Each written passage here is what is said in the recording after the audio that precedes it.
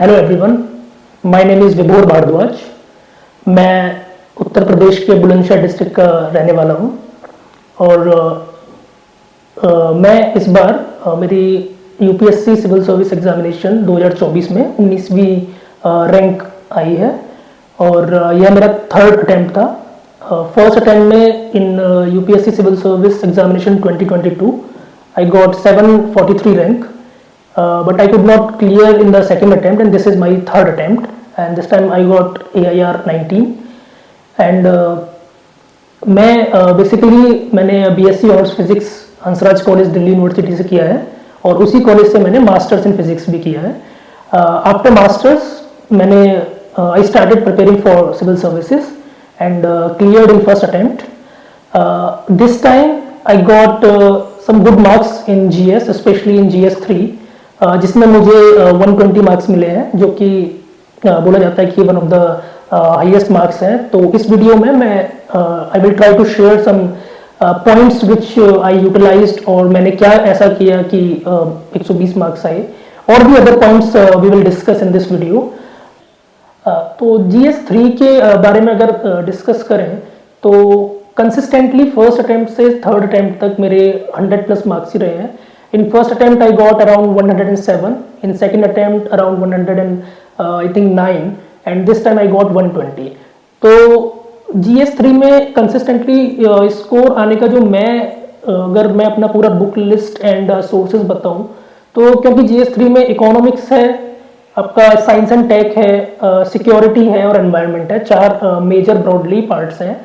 तो इकोनॉमिक्स के लिए बेसिकली मेरा जो बेसिक नोट्स थे वो क्लास नोट्स थे. वाजीराम एंड रवि के जो मैंने क्लासेस ली थी उसके क्लास नोट्स थे. मैंने कोई भी बुक रेफर नहीं की थी इकोनॉमिक्स के लिए. क्लास नोट्स से मेरा बेसिक क्लियर हो गया था, लेकिन क्लास नोट सफिशिएंट नहीं थे. जो कि सिलेबस में कीवर्ड मेंशन है उनको वो एड्रेस नहीं कर रहे थे प्रॉपरली. तो इसके लिए मुझे अलग से मटेरियल एडिशन करना पड़ा. तो उसके बारे में बता देता हूँ मेरी स्ट्रेटजी क्या रही थी. कि मैं सिलेबस को I used to pick keywords from the syllabus. For example there is a keyword called inclusive growth in Indian economy वाले चैप्टर में. तो उसमें इंक्लूसिव ग्रोथ का कीवर्ड उठाया और उसको इंटरनेट पे मैं टाइप कर देता था बाद में यूपीएससी वर्ड लिख के. तो उससे कई सारे डिफरेंट इंस्टीट्यूट्स के मटेरियल आते थे. तो उसमें से जो मुझे रेलेवेंट लगता था कि ये वाला मटेरियल इस पर्टिकुलर कीवर्ड के लिए इंपॉर्टेंट है, आई यूज्ड टू स्टडी कि whether the content is relevant और नॉट. तो जो मुझे लगता था कि हाँ ये मटेरियल अच्छा है तो मैं उसको अपने नोट्स में ऐड कर लेता था एज पर द कीवर्ड. और ऑल्सो थोड़ा सा जो प्रीवियस ईयर क्वेश्चंस होते हैं उनको भी स्टडी किया कि किस नेचर का क्वेश्चन पूछा जा रहा है. अब कीवर्ड लिख दिया है इंक्लूसिव ग्रोथ, बट उस पर क्वेश्चन क्या पूछा जा रहा है, उस पर किस तरीके का क्वेश्चन फ्रेम करके क्वेश्चन को पूछा जा रहा है. तो उसके लिए मैंने PYQ को देखा, फिर उसी नेचर के हिसाब से ये देखा कि जो मटेरियल मेरे पास है वो किस तरीके से मतलब कैलिब्रेट किया जाए. तो इकोनॉमिक्स में बेसिकली GS3 टोटल में ही आपके कुछ इंपॉर्टेंट पॉइंट्स हैं जो बताता हूं मैं. सिर्फ जनरलाइज पॉइंट से मुझे ऐसा लगता है कि मार्क्स फेच करना इज वेरी डिफिकल्ट. तो मैंने काफी data, facts, recommendations of committee, commissions काफी इंक्लूड की थी, जिसका मुझे बेनिफिट मुझे ऐसा लगता है कि मिला है. इसके लिए मैंने क्या क्या सोर्सेज रेफर किए. पहला तो जो मेरे क्लास नोट्स थे वही, फिर उन पर मैंने जो स्टैंडर्ड आपका बजट होता है बजट से डेटा ऐड किया. इकोनॉमिक सर्वे होता है, इकोनॉमिक सर्वे का डेटा काफी ऐड किया. और उसके बाद में जो हमारी करंट अफेयर्स मैगजीन होती है उसमें भी पर मंथ आता है. फिर PT 365, मेंस 365, जहां से भी मुझे लगा कि मैं अपना फैक्ट्स, कमिटीज या जो भी इंपॉर्टेंट फैक्चुअल डेटा है उसको मैं ऐड कर सकता हूं just to substantiate my point. Because GS3 में जो भी आपके इकोनॉमिक्स हो गया, सिक्योरिटी हो गया, इन सब में क्या है कि आपको बैक करना होता है अपने आर्गुमेंट को विद सम रेलेवेंट फैक्ट और डेटा. तो उसके लिए ही मैंने डिफरेंट सोर्सेज को यूज किया. तो एक बता दिया मैंने क्लास नोट्स, सेकंड आपका बजट जो एनुअल स्टेटमेंट होता है, एंड उसके बाद में इकोनॉमिक सर्वे. फिर जो काफी डेटा पॉइंट्स मुझे मिले वो श्रुति शर्मा मैम के पॉइंट्स जो नोट्स थे उससे काफी ज्यादा मेरे को रेलेवेंट पॉइंट्स मिले. इनफैक्ट मुझे ऐसा लगा कि जो इकोनॉमिक्स का स्टार्टिंग का पोर्शन, स्पेशली एग्रीकल्चर वाला जो पोर्शन था, जिसमें आपकी सब्सिडीज हैं, बैकवर्ड फॉरवर्ड लिंकेजेस हैं, उनसे रिलेटेड जो डेटा था मैंने उनके नोट्स में से काफी उठाया था। तो आप जो टॉपर्स हैं उनके नोट्स को भी as a data sheet, as a facts utilize कर सकते हैं GS3 में, स्पेशली इन इकोनॉमिक्स। इसके अलावा जो मैंने स्पेशली जो अपने नोट्स बनाए थे वो किस तरीके से बनाए थे कि सपोज एग्रीकल्चर में एक पर्टिकुलर टॉपिक है फार्म सब्सिडी, तो फार्म सब्सिडी लिया, उस पर कॉम्प्रिहेंसिव नोट्स कैसे तैयार कर सकते हैं। तो इसके लिए कि फार्म सब्सिडी से रिलेटेड जो डेटा है कि कितना गवर्नमेंट फार्म सब्सिडी देती है, पहले तो कौन कौन सी फार्म सब्सिडीज होती हैं, डायरेक्ट, इनडायरेक्ट, उनके फिर प्रोज क्या है, कॉन्स क्या है, वो लिखे। फिर कितना फिस्कल बर्डन पड़ता है, कितना हमारा सब्सिडी पर, फार्म सब्सिडी पर जाता है, उसको डेटा को लिखा। फिर उसके बाद में हमारे इश्यूज क्या है फार्म सब्सिडी से, और क्या ये देना जरूरी है, इसकी पूरी एक एनालिसिस करके, जैसे SWOT एनालिसिस होता है ऐसे ही सारे इश्यूज, गवर्नमेंट स्टेप्स, कमिटीज की रिकमेंडेशन की whether to continue this farm subsidy और नॉट, उसके रेलेवेंट बैक पॉइंट करने के लिए क्या क्या है, वो सब मैंने अच्छे से प्रिपेयर किया था। जहां से भी मुझे मटेरियल मिला तो हर आर्ग्यूमेंट के लिए ऑलमोस्ट मेरे पास एक डेटा पॉइंट था कि I can substantiate my argument, I can back my argument with some facts. ऐसे ही मतलब हवा में नहीं फेंकना है कुछ भी लिख के, तो उसके लिए मैंने यही किया था। सेकंड थिंग जो GS3 में आता है आपका, वो आता है साइंस एंड टेक पे। तो साइंस एंड टेक पे अगर आप PYQ देखेंगे तो मेजरली जो क्वेश्चंस पूछे जाते हैं होते सिलेबस से हैं, वो जो कि डेफिनेट सिलेबस है, बायोटेक्नोलॉजी, न्यूक्लियर टेक्नोलॉजी, आपका अदर जो टेक्नोलॉजी है सब पर। लेकिन जो क्वेश्चंस आते हैं वो मोस्टली करंट इन्फ्लुएंस्ड होते हैं। तो इसके लिए मेरी स्ट्रेटजी थी, सबसे पहले तो जैसे इकोनॉमिक्स के नोट्स थे ऐसे ही हर कीवर्ड पे मैंने नोट्स प्रिपेयर किए। फॉर एग्जांपल बायोटेक्नोलॉजी, उससे रेलेवेंट जो थियोरेटिकल पोर्शन होता है वो, और जो आपका एग्जांपल्स हो गए, आपकी जो करंट डेवलपमेंट क्या चल रहा है, that is very important in science and technology. तो करंट डेवलपमेंट से रिलेटेड जो मुझे मटेरियल मिला वो आपका जो मंथली मैगजीन्स होती हैं और ये जो एनुअल मैगजीन्स आती हैं, आप इनसे कर सकते हैं, जो कि मैंने लिया था विजन का PT 365 और मेंस वाले से जो आता है लास्ट में, उससे किया था। तो इन सबको कंसोलिडेट करके आप रख सकते हैं। जैसे इस साल क्वेश्चन आया था आपका टोल कलेक्शन पे, और आपका एक था क्वेश्चन एस्टेरॉइड के ऊपर कि एस्टेरॉइड से मतलब कितनी संभावना है कि मतलब अर्थ को इम्पैक्ट होगा, उससे क्या निपटारे के लिए हम कर सकते हैं। इस तरीके के क्वेश्चन के लिए आपको थोड़ा करंट से अपडेट रहना पड़ेगा। तो जो सिलेबस में मेंशन है वो तो करना ही है, साथ ही साथ करंट डेवलपमेंट जो चल रहे हैं आप साइंस एंड टेक में, स्पेशली इन स्पेस काफी डेवलपमेंट्स होते हैं हमारे, और in terms of diseases and other technologies also, तो वो आप करंट से अपडेट रहिए। और जब आंसर आप लिखें तो जो मैंने जो किया मैं बता देता हूं, मैं बिकॉज इसका नाम ही साइंस एंड टेक्नोलॉजी है तो आपको कुछ कीवर्ड्स देने पड़ते हैं। जैसे एस्टेरॉइड वाला क्वेश्चन आया था तो उसमें बिकॉज मैं फिजिक्स से हूं तो मैंने उसमें कुछ टेक्निकल कीवर्ड्स भी लिख दिए थे। अब जो टोल कलेक्शन वाला टेक्नोलॉजी थी तो उसमें RFID की टेक्नोलॉजी थी, जो कि मैंने इंटरव्यू के लिए भी प्रिपेयर किया था, जो कि रेलवे के कवच में भी इस्तेमाल किया जाता है, तो उसको मैंने काफी अच्छे तरीके से लिखा था। और कई सारे उसमें टेक्निकल वर्ड्स भी मेंशन किए थे। तो अगर टेक्निकल वर्ड्स आपको आते हैं वेल एंड गुड, अगर नहीं आते हैं, नहीं भी अगर आते हैं तो आप थोड़ा सा कोशिश कीजिए कि उसको आप बेटर वे में लिख सकें। तो ये साइंस एंड टेक की मेरी बात थी। तो साइंस एंड टेक के रिसोर्सेज के लिए भी मैंने मोस्टली एक तो क्लास नोट्स जो हमें पढ़ाए थे, काफी ठीक क्लास नोट्स थे वो, उसके ऊपर आपका मंथली मैगजीन्स हो गई और जो एनुअल मैगजीन्स आती हैं वो हो गई। साथ ही साथ इसके अलावा थोड़ा सा मैंने इंटरव्यू के लिए प्रिपेयर किया था। तो जो न्यूज़पेपर में न्यूज़ आती रहती है, खासतौर पे इंडियन एक्सप्रेस के एक्सप्लेन्ड पेज में, अगर कोई नया मिशन लॉन्च हुआ है स्पेस का तो आप उसको भी एक्सप्लेन्ड पेज से उठा के अपने नोट्स में डाल सकते हैं। तो मैं कंसोलिडेट करता था एक ही जगह पे, और साथ में इंडिया का क्या डेवलपमेंट चल रहा है साइंस के फील्ड में, तो उन सबको मैं एक ही जगह लिख के रखता था और मल्टीपल टाइम्स उसका रिविजन करता था। तो ये मेरा साइंस एंड टेक का था। इसके बाद में सिक्योरिटी के लिए, हाँ, साइंस एंड टेक में एक चीज और थोड़ा सा मैंने NCERT की भी हेल्प ली थी, स्पेशली इन बायोलॉजी, बिकॉज मेरा बैकग्राउंड PCM था 12th में, तो थोड़ा सा बायोलॉजी वाले सेक्शन के लिए मैंने 12th क्लास की NCERT की भी हेल्प ली थी। और इसके अलावा सिक्योरिटी की बात करें तो इस पोर्शन के लिए एज सच कोई बुक तो होती नहीं रिसोर्स के तौर पे। मेरे जो वाजीराम कोचिंग के जो क्लास नोट्स थे वो एज अ बेस काम कर रहे थे and they were very substantiate enough. However उसमें एक इशू था, थोड़ा सा डेटा डेफिशिएंसी थी। तो सिक्योरिटी वाले पोर्शन के लिए सेम मैंने किया कि पहले तो ये देख लिया कि क्लास नोट्स में वो सारा मतलब कीवर्ड्स एड्रेस हुए हैं, सिलेबस में मेंशन है या नहीं है। तो अगर कोई भी कीवर्ड मिसिंग है, यानी कि किसी कीवर्ड पे नोट्स नहीं है, तो सबसे पहले तो उस पर नोट्स प्रिपेयर कर लेना है साइट से, किसी भी सोर्स से। उसके बाद में अपने उसमें देखना है कि आपका फैक्ट्स डेटा उसमें सफिशिएंट है या नहीं है।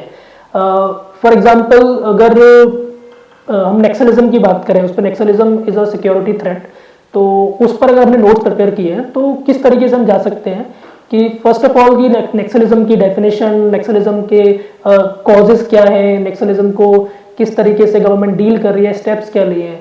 तो इन सब के साथ में फिर डेटा होगा कि कितने रिसेंट में अगर कोई इससे रिलेटेड न्यूज आई है तो आपको उसको भी आप अपने नोट्स में लिख सकते हैं कि मिनिस्ट्री ऑफ होम अफेयर्स ने अभी बोला कि इतने परसेंट इतने पर्टिकुलर रीजन में नक्सलिज्म अभी सिर्फ इतने में बचा है, या फिर इतने डिस्ट्रिक्ट्स अभी फ्री कर दिए गए हैं। इस तरीके से आप उसको अगर ऐड करेंगे, और स्पेशली जैसे गवर्नमेंट ने कोई स्टेप लिया है, उसका पर्टिकुलर कोई कीवर्ड है, तो आप उसको लिख सकते हैं। उन सब से क्या होता है कि आपको एक वेल फ्रेम्ड आंसर मिल जाता है सिक्योरिटी के पर्सपेक्टिव में। अगर किसी कीवर्ड पे अगर गुंजाइश है आपके पास मैप बनाने की, फॉर एग्जांपल नक्सलिज्म में अगर आप इंडिया का मैप ड्रॉ करके रेड अलर्ट कॉरिडोर दिखा सकते हैं और मार्क कर सकते हैं टेरिटरीज या डिस्ट्रिक्ट मार्क कर सकते हैं कि इसमें इंटेंस है, यहाँ पर थोड़ा कम है, और इस तरीके से दिखा सकते हैं। नॉर्थ ईस्टर्न वाले अगर क्वेश्चन की बात करें, जैसे कि आपका कुछ नॉर्थ ईस्टर्न रिलेटेड प्रॉब्लम्स होती हैं, तो उसमें आप दिखा सकते हैं कि इतना टेरेन वाला रीजन ये है, प्लेन रीजन ये है, यहाँ पे इतना प्रॉब्लम है सिक्योरिटी को लेके, ये बॉर्डर एरिया पड़ता है, इस ये कंट्री लगता है इधर साइड में, और ईस्ट में ये कंट्री लगता है। इस तरीके से आपका एक वेल फ्रेम्ड आंसर हो जाता है। तो सिक्योरिटी के केस में भी मैंने क्लास नोट्स के ऊपर वही मंथली मैगजीन से काफ़ी ऐड किया था, करंट अफेयर से। फिर न्यूज़पेपर में जो न्यूज़ आती रहती थी, अगर मुझे लग रहा है कि वो रिलेटेड है सिक्योरिटी से, तो किसी भी मिनिस्ट्री से रिलेटेड आई है, पीआईबी की कोई न्यूज़ आई है, या फिर साइबर सिक्योरिटी से रिलेटेड डेटा रिलीज हुआ है, किसी ग्लोबल ऑर्गेनाइजेशन की न्यूज़ आई है कि इंडिया का जैसे साइबर सिक्योरिटी इंडेक्स हो गया, कौन सी रैंक है, और हमने मतलब क्या स्टेप्स लिए। इस तरीके से सारा आप अपना अगर मटेरियल करंट और स्टैटिक को लिंक करके रखेंगे इस GS3 में, तो मुझे लगता है अच्छा स्कोर हो सकता है, जो कि फिजिबल है, काफ़ी अच्छा 100+ स्कोर करना। तो वही मैंने किया था कि स्टैटिक पार्ट कोचिंग से तैयार हो गया था, एंड उसके बाद में जो करंट वाला पार्ट है मैगजीन से उठा लिया, न्यूज़पेपर से उठा लिया, उन दोनों को क्लब करके आई कंसोलिडेटेड द नोट्स। तो इस तरीके से मेरा सिक्योरिटी वाला प्रिपेयर हुआ था। कोई बुक मैंने ऐसी सच फॉलो नहीं की थी। उसके बाद में नेक्स्ट आपका आता है एनवायरनमेंट। तो सेम गोज फॉर एनवायरनमेंट कि जो प्री और मेंस का है, मतलब GS3 जो मेंस का है और जो प्री वाला एनवायरनमेंट है, इसमें थोड़ा सा डिफरेंस है, थोड़ा सा नहीं, मैं कहूँगा काफ़ी डिफरेंट है। कि जो मेंस वाला है उसमें कुछ डेफिनेट वर्ड्स हैं, for example environment impact assessment हो गया, डिजास्टर मैनेजमेंट हो गया, तो थोड़ा सा एनालिटिकल पार्ट है, थोड़ा सा थ्योरेटिकल पार्ट है आपका इसमें GS3 के मेंस वाले पोर्शन में एनवायरनमेंट का। तो इसके लिए वही मैंने सेम अप्रोच रखी, टॉपिक उठाया, टॉपिक के ऊपर नोट्स प्रिपेयर किए। सबसे पहले तो क्लास नोट्स ही थे, उसके बाद में उनको सब्सटेंशिएट करने के लिए जैसे डिजास्टर मैनेजमेंट है आपका, तो उसके लिए जो NDMA की गाइडलाइंस आती हैं जो क्लास में नहीं कराई गई थी, मतलब 1-2 डिजास्टर की कराई गई थी, तो जो करंट में डिजास्टर चल रहा है अब, क्योंकि मेरे तीसरा अटेम्प्ट था, तो जो क्लास नोट्स हैं वो तो थोड़ा ऑब्सोलीट भी हो जाते हैं कुछ टाइम के बाद में, तो आपको उसमें ऐड ऑन करते रहना है। तो क्या डिजास्टर हुआ, फॉर एग्जांपल लैंडस्लाइड हो गई किसी टाइम पे, कोई एवलांच आ गया, तो कोई जो आपका ग्लेशियर लेक आउटबर्स्ट होता है वो हो गया। तो इन सारे करंट अफेयर्स को ध्यान में रखते हुए भी आप क्या कर सकते हैं कि उनको इंक्लूड कर सकते हैं, थोड़ा सा विजिलेंट रह सकते हैं कि मतलब ये चल रहा है, तो देयर इज अ प्रोबेबिलिटी, और you should prepare notes on that topic also, कि ये वाला डिजास्टर अगर न्यूज में आया तो इस पे आपके नोट्स होने चाहिए।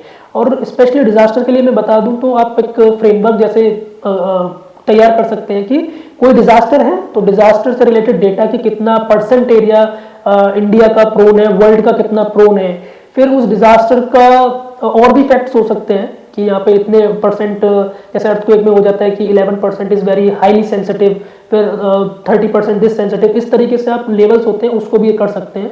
मैप्स बना सकते हैं इसके डिजास्टर के केस में कि ये वाला एरिया पर्टिकुलरली हाईली इफेक्टिव है, फिर दूसरे शेड से दिखा सकते हैं कि ये लेस प्रोन है या फिर वेरी प्रोन है। तो इस तरीके से आप फैक्ट्स यूज कर सकते हैं, मैप को यूटिलाइज कर सकते हैं, और डिजास्टर के केस में आप इस तरीके से आ सकते हैं कि पहले डिजास्टर का कॉज क्या है, preparedness, mitigation, response, relief and then again. So एक साइकिल वाला जो एक रहता है उसके अकॉर्डिंग भी आप नोट्स प्रिपेयर कर सकते हैं। Same goes for climate change वाला टॉपिक भी, कि डिफरेंट क्लाइमेट चेंज से रिलेटेड आपका इतनी सारी रिपोर्ट्स आती हैं, मैंने यूटिलाइज की थी, जैसे आईपीसीसी की रिपोर्ट हो गई, तो उसमें जो डेटा है उसको आप किस तरीके से मोल्ड करके यूज कर सकते हैं अपने डिफरेंट आंसर के लिए, उसमें एडेप्टेशन का हो गया, मिटिगेशन का हो गया। तो इसके लिए तो मुझे लगता है जो करंट की मैगजीन होती है आपकी, उसमें सफिशिएंट मटेरियल और डेटा मिल जाता है। उसके अलावा क्लाइमेट वाले केस में आपको कहीं जाने की जरूरत नहीं है। तो मोटा मोटा अगर एनवायरमेंट का देखें तो वही है कि आप कीवर्ड लीजिए, नोट्स प्रिपेयर कीजिए, उस पर अपना फैक्ट्स को इंक्लूड कीजिए, डेटा इंक्लूड कीजिए, मैप्स को इंक्लूड कीजिए, और डिजास्टर वाले टॉपिक पर आप स्टेप बाय स्टेप जाएंगे तो आपका एक होलसम नोट्स एनवायरनमेंट पे भी प्रिपेयर कर लेंगे। साथ के साथ थोड़ा पीवाईक्यू देख सकते हैं, इसमें देखने भी चाहिए कि किस तरीके के क्वेश्चन पूछे जा रहे हैं। तो इससे क्या होता है कि आपका एक आपके नोट्स की रेलेवेंस समझ में आती है कि आपने जो नोट्स प्रिपेयर किए हैं वो आपका जो डिमांड ऑफ क्वेश्चन है, जो आपका यूपीएससी की जो क्वेश्चन पूछे जा रहे हैं उसको एड्रेस करते हैं या नहीं करते हैं। अगर आपने प्रिपेयर कर लिया, सपोज अर्थक्वेक पे आपने नोट्स प्रिपेयर कर लिए, आपने पीवाईक्यू में जाके देखा, लेकिन जिस तरीके के नोट्स आपने प्रिपेयर किए वो पीवाईक्यू को एड्रेस ही नहीं कर पा रहा है, यानी कि क्वेश्चन एड्रेस ही नहीं कर पा रहा है, तो इसका मतलब there is a deficiency in your notes और कंटेंट। सो उसके हेल्प से भी आप फिल कर सकते हैं गैप्स को। तो जो पीवाईक्यूज है आपके वो रेफरेंस काम करते हैं, और मैंने उसको इस्तेमाल किया मतलब एज अ रेफरेंस कि मेरे नोट्स की रेलेवेंसी एंड एडेक्वेसी को देखने के लिए कि whether they will be sufficient और नॉट। तो दिस वाज अबाउट एनवायरनमेंट। इसके अलावा I think I have addressed economics, environment and science and tech and security, 4 broad areas I have covered. और इसके अलावा बेसिकली जो मैंने फील किया तीनों अटेम्प्ट में GS3 को लेके वो यही था कि क्वेश्चन को थोड़ा सा ध्यान से पढ़ लीजिए, उसके जितने भी पार्ट्स हैं सबको एड्रेस करने की कोशिश कीजिए। कभी कभी कुछ मतलब इस बार मैंने देखा कि क्वेश्चन के 3-4 पार्ट दे रखे हैं उन्होंने एक सिंगल क्वेश्चन में, तो जल्दीबाजी में टाइम को लेके, क्योंकि टाइम क्रंच बहुत रहता है जीएस में, तो उसको लेके हम कभी कभी लास्ट पार्ट मिस कर दिया या कोई एड्रेस मतलब क्वेश्चन को एड्रेस ही नहीं कर पाए सही से। तो इस पर भी थोड़ा सा आपका आंसर हिल सकता है कि हमारे पास कंटेंट तैयार है तो we try to just vomit it out on the sheet, कि मतलब जो हमारे पास है वो लिखना है। लेकिन कभी कभी क्वेश्चन का जो प्रारूप रहता है, जो फ्रेमवर्क रहता है ना, वो डिमांड ही अलग होती है और हम लिख कुछ देते हैं, हमें लगता है हमने लिख दिया। तो थोड़ा सा हल्का सा और क्वेश्चन रीडिंग में हम विजिलेंट रह सकते हैं। तो ये 3 सक्सेसिव अटेम्प्ट में मैंने देखा। इवन ड्यूरिंग टेस्ट सीरीज, आप टेस्ट सीरीज लगाइए, टेस्ट सीरीज भी एक बड़ा इंपॉर्टेंट है GS3 के केस में। तो स्टार्टिंग में जब मैं टेस्ट सीरीज लगाता था तो majorly I got feedback that you are not addressing the demand of the question and also you are not means you are not addressing second part of the question or first part of the question। तो मेरे साथ ये होता था, उस वजह से मेरे मार्क्स लेस देन 100 आते थे। और फिर उसको मैंने धीरे धीरे इम्प्रूव किया, काफ़ी प्रैक्टिस की। इसके अलावा एक इंपॉर्टेंट चीज़ जो मैंने की GS3 में, की GS3 में नहीं सारे GS में की इनफैक्ट, तो मेरा क्योंकि पेपर मेरा जो था एग्जाम था वो कंप्लीट नहीं होता था विद इन टाइम, तो इसके लिए मैंने क्या किया, I use to pick out sheets of topper, जिस टॉपर के थोड़ा GS3 में, जिस भी GS में मार्क्स अच्छे हैं उसकी शीट को मैंने उठाया और एक स्टॉप वॉच लगा के उस पर्टिकुलर क्वेश्चन को लेके मैंने खुद से लिखा बिना देखे, स्टैटिक पोर्शन वाला। और फिर मैंने देखा कि उस क्वेश्चन में जो मैंने आंसर लिखा है, I use to compare it with the answer of the topper, कि दोनों में मतलब क्या डिफरेंस है। तो मोस्ट ऑफ द टाइम तो आंसर मतलब लगता है कि हाँ पॉइंट सेम है। कभी कभी ऐसा होता है कि क्वेश्चन की डिमांड ही अलग है, मैंने ही कुछ और लिखा है, फिर वहां से लगता था कि अच्छा हाँ मुझे ये लिखना है। तो इससे अगर आप टेस्ट सीरीज भी नहीं ले रहे हैं स्टार्टिंग की प्रिपरेशन और आंसर राइटिंग प्रैक्टिस करना चाहते हैं किसी भी GS की, तो इसके लिए आप क्या कर सकते हैं, आप टॉपर्स की शीट को उठाइए, स्टैटिक पोर्शन जो आपने पढ़ लिया है उस टॉपिक को उठाइए, उस पर आंसर लिखिए जो टॉपर ने भी लिखा हुआ है उनकी शीट में से, और फिर उन दोनों को मैच कर लीजिए।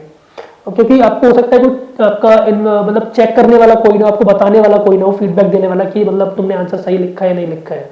अभी GS3 में एक डाउट और रहता है कि करंट और स्टैटिक को बैलेंस कैसे करें, मतलब ज्यादा करंट पढ़े या ज्यादा स्टैटिक पोर्शन को पढ़े, तो मतलब दोनों को बैलेंस कैसे करना है वो मैं बता देता हूँ। कि जैसे मैंने अभी मेंशन किया था कि आप कीवर्ड उठाया आपने कोई भी, उस कीवर्ड को जो आप तैयार कर रहे हैं उसको स्टैटिक की तरह तैयार कर सकते हैं। आपको जितना भी मटेरियल उस पर मिल रहा है, फैक्ट वगैरह, आप उस पर लिखिए, मतलब पूरा मटेरियल तैयार कर लीजिए, दैट बिकम्स स्टैटिक पोर्शन। अब आप डेली न्यूज़पेपर पढ़ रहे हैं, आप करंट अफेयर्स मैगजीन मंथ की एक बार पढ़ ही रहे हैं, फिर बाद में पीटी पढ़ रहे हैं, तो इतना रखिए कि आपका जो टॉपिक है उससे रिलेटेड अगर कोई भी करंट में चीज आ रही है तो you should mention it, you have to mention it in your notes, just put it in your notes, जिससे कि आपका स्टैटिक और डायनामिक दोनों एक साथ इंक्लूड होता चला जाएगा। तो मैंने करंट अफेयर्स के डिफरेंट नोट्स नहीं बनाए थे, GS3 क्या मतलब किसी के नहीं बनाए थे मैंने क्या किया था, अगर मुझे लग रहा है कि पर्टिकुलर स्टैटिक पोर्शन मेरा तैयार है तो नोट्स बन गया मेरा। अब कल को क्या होता है कि अगर मेरे को कोई टॉपिक मिलता है न्यूज़पेपर में, मैगजीन में मिलता है कि मुझे लग रहा है ये रेलेवेंट है मेंशन करने के लिए, there could be a question on it और it could be relevant in my answer writing, तो मैं उसको न्यूज़पेपर से मैगजीन से उठाता था and I used to mention it only at the place of my notes only, जहां पे मेरे नोट्स थे उसी पे उसको मैं ऐड कर देता था, जिससे इसका एक फायदा ये होता है कि आपके जो नोट मेकिंग है और आपका जो रिवीजन है वो दोनों साथ के साथ चलता रहता है। सपोज आपने करंट अलग बना दिया और स्टैटिक अलग है, तो आप इसको रिवाइज करेंगे फिर इसको रिवाइज करेंगे, तो मेरा तो ये मतलब मेथड था कि आप जब स्टैटिक को रिवाइज करेंगे साथ के साथ आपका करंट रिवाइज होते चल रहा है, और इससे आपका जब आंसर राइटिंग करेंगे तो आपको भी एक रिकॉल सही से हो जाएगा कि हाँ ये वाले स्टैटिक पोर्शन के साथ ही मेरा करंट मिक्स्ड है, तो एक वेल फ्रेम्ड आंसर आप लिख सकते हैं। तो ये मेरा ये प्रोसेस थी मेरी करंट को स्टैटिक के साथ लिंक करने की। बाकी क्वेश्चंस कैसे भी आ जाए, डायनामिक आओ चाहे स्टैटिक आओ, अगर आपने हर कीवर्ड पे, I am mentioning keyword word again and again because of this की सिलेबस से रिलेट बाहर कुछ आता वैसे कुछ है नहीं, अगर करंट भी आ रहा है तो it will be somewhere linked to your topic. तो अगर आप वेल राउंडेड नोट्स प्रिपेयर कर रहे हैं अपने including current in your static portion, so I think you will be able to handle any question whether it is of current affairs or of static।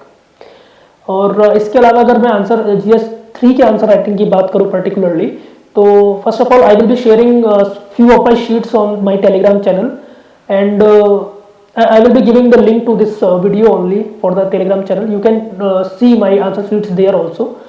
उसके अलावा मेरी अप्रोच क्या रहती थी कि जो आंसर की मैं 3 पार्टी करता था जनरली, सब वही होता है, intro, body and conclusion. Introduction में specially in GS3 I used to mention facts, data और समथिंग सब्सटेंशिएटिव, कि मतलब कुछ पूछा है तो उसमें कुछ इफेक्ट डालने के लिए you have to mention some data, जो कि मैं कर देता था GS3 में specially, not in other subjects. And also in body part I used to frame it like this कि कितने पार्ट्स क्वेश्चन के हैं, कितने पेजेस मेरे पास अवेलेबल है, यानी 15 मार्क्स का है, 3 पेजेस हैं, तो जितने पार्ट क्वेश्चन के हैं तो उस हिसाब से आपको डिवाइड करना होता है अपने पोर्शन को, कि इतने पेज में मैं ये वाला पार्ट लिख दूंगा, इतने में अगला वाला पार्ट लिख दूंगा। तो उसके हिसाब से मैं लिखता था अपनी बॉडी वाले पार्ट को, कि बॉडी में भी अपने डिफरेंट सेक्शन बन रहे हैं, कि पहला वाला पार्ट ये है, अगर पार्ट नहीं है so that is different thing, otherwise if there are parts then I used to divide it in different pages, फिर उसके हिसाब से मैं अपना फ्रेम करता था। बॉडी पार्ट में जो भी पूछा गया है उसको लिखने के बाद में I used to give some example, you can see I followed Shruti ma'am's note and also her test series sheets also. So उनके तरीके से मैंने देखा कि मतलब आप पहले कोई एक आंसर हेडिंग डाला, आपने उसके पॉइंट्स लिखे, फिर उसको सब्सटेंशिएट करने के लिए आप उसमें एग्जाम्पल मेंशन कर दे रहे हैं, आप कोई फैक्ट मेंशन कर दे रहे हैं, डेटा मेंशन कर दे रहे हैं, तो आपके फैक्ट को आपका जो आर्ग्यूमेंट है, आपका जो लाइन है, आप उसको जनरल पॉइंट को भी आप एज ए स्पेसिफिक पॉइंट बना सकते हैं और इट शोज गुड। तो यही मैंने किया था हर अपने बॉडी वाले पैराग्राफ में, I used to mention sources also, और फैक्ट लिखने के बाद में प्लीज मेंशन सम सोर्सेज की, मतलब उसकी ऑथेंटिसिटी बढ़ाने के लिए कि ये फैक्ट मतलब आया कहाँ से है। फॉर एग्जाम्पल कि India is at some place 10th, let's say 10th place in cyber security field, so अब ये किसने बोला है वो नहीं पता ना, हम अपने मन से बना रहे हैं क्या, तो उसके लिए आप ब्रैकेट में लिख सकते हैं कि release by this cyber security index by this report, तो उससे आपको थोड़ा सा और फोर्स मिलता है आपके आंसर को, तो वो मैंने किया था। बाकी कंक्लूजन लिखते में भी मैं कुछ ना कुछ ऐसा कुछ लिख देता था, जैसे कि कोई कमिटी वाला पॉइंट हो गया, या फिर बेस्ट प्रैक्टिस, स्पेशली कोई ग्लोबल बेस्ट प्रैक्टिस है, कोई गवर्नमेंट का स्टेप बहुत इंपॉर्टेंट है, तो you will find in my sheets की मतलब in conclusion I used to mention these things, जिससे कि आप एक वेल राउंडेड आपका आंसर हो जाता है, कि starting with some relevant fact related to question only, and then writing the body, and then finishing it with the with a positive note. If you are criticizing the some issue also, so please mention some positive aspect of this also, that what can we do, rather than just focusing on the negative aspect. You have to give some critically, you have to do some critical analysis, but you have to mention some positive things also, just to show that you have some solutions. So this I used to do. Even I used to mention government schemes and steps in the last conclusion, or some global best practice. So this was a brief about my GS3 answer writing. Next thing is this कि मैंने मेरा KP तीसरा attempt था, तो कि 3 attempt में मैंने successively मतलब क्या सीखा, गलतियां क्या की, अगर उस पर बात करें कि आप वो चीज़ ना करें, तो सबसे पहले मैंने ऑलरेडी बता दिया कि मेरा इशू था कि मैंने सिर्फ 2021 में मई में तैयारी शुरू की थी और मेरा अटेम्प्ट था जून में.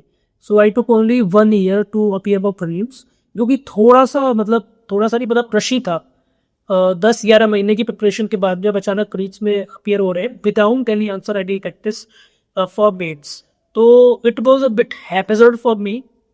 तो इसके लिए मुझे ऐसा लगता है कि आप थोड़ा सा पुशिंग टाइम रखें, कि अगर आप कहीं कोचिंग कर भी रहे नहीं भी कर रहे, नोट मेकिंग में थोड़ा टाइम लगता है, तो आई विल से कि एटलीस्ट 1.5 साल का 1.5 ईयर इज मिनिमम टाइम की आप रखें, जिससे कि आपका वेल क्राफ्टेड नोट्स भी हुए, आपकी आंसर राइटिंग प्रैक्टिस भी हो जाएगी.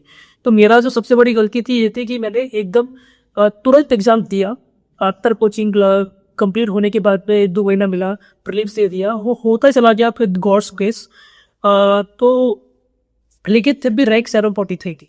तो सेकंड मिस्टेक ये थी कि मैं आंसर राइटिंग प्रैक्टिस नहीं कर पाया था.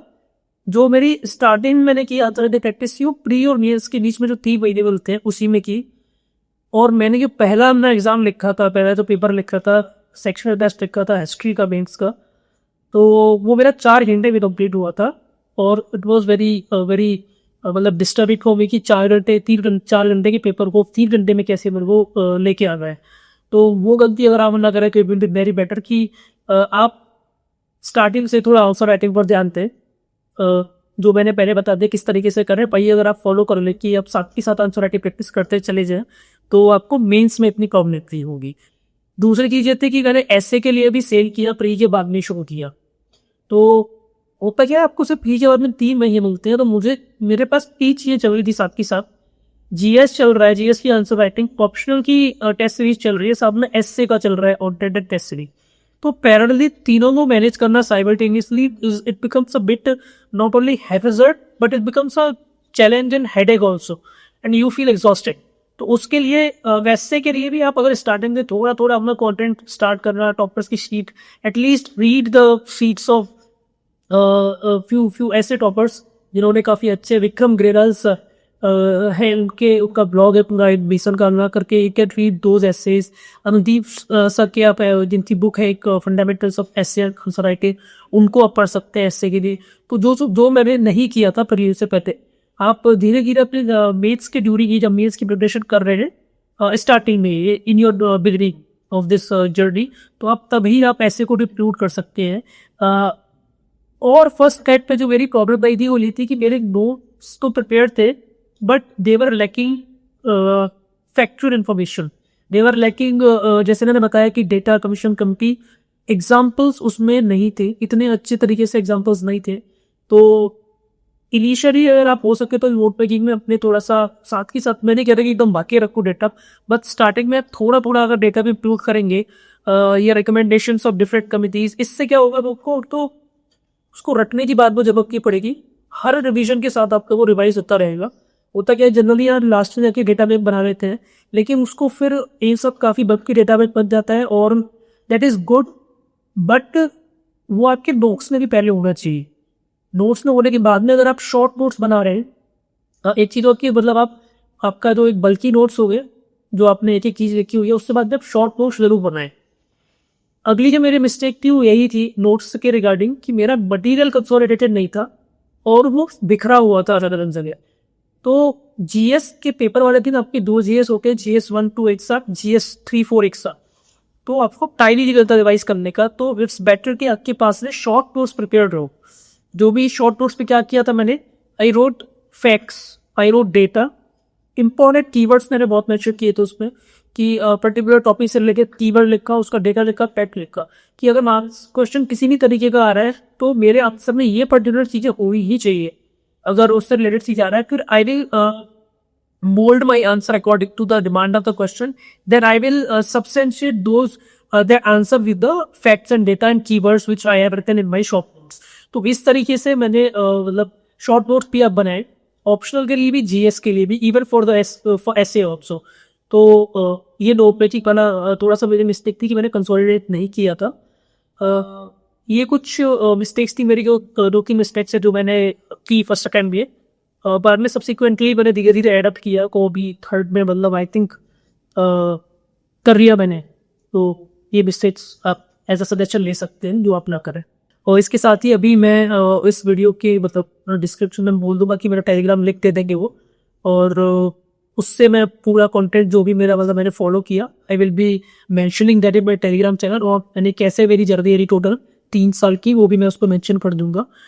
I hope it will be beneficial for you, for aspirants like me जो कि तब शुरू करने वाले हैं अभी, जो जैसे मैंने शुरू किया था और काफ़ी प्रॉब्लम्स रहती है स्टार्टिंग में।